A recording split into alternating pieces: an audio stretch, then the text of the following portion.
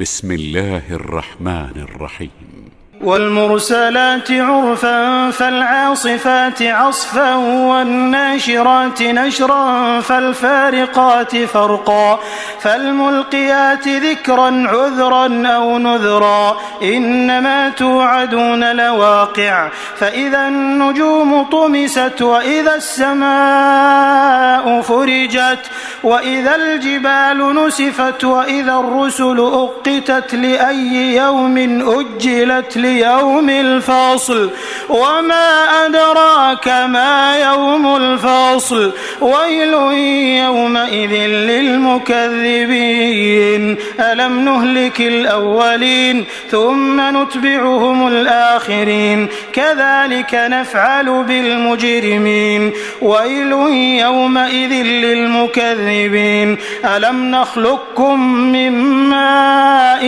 مهين فجعلناه في قرار مكين إلى قدر معلوم فقدرنا فنعم القادرون ويل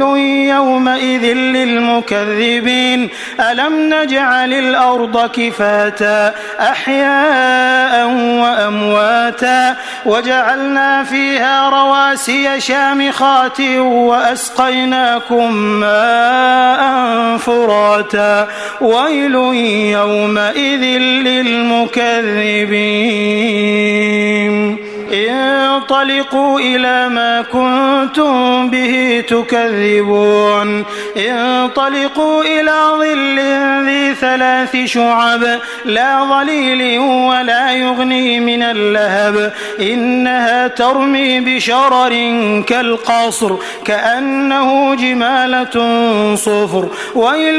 يومئذ للمكذبين هذا يوم لا ينطقون ولا يؤذن لهم فيعتذرون ويل يومئذ للمكذبين هذا يوم الفصل جمعناكم والأولين فإن كان لكم كيد فكيدون ويل يومئذ للمكذبين إن المتقين في ظلال وعيون وفواكه مما يشتهون كلوا واشربوا هنيئا بما كنتم تعملون إنا كذلك نجزي المحسنين ويل يومئذ للمكذبين كلوا وتمتعوا قليلا إنكم مجرمون ويل يومئذ للمكذبين وإذا قيل لهم اركعوا لا يركعون ويل يومئذ للمكذبين فبأي حديث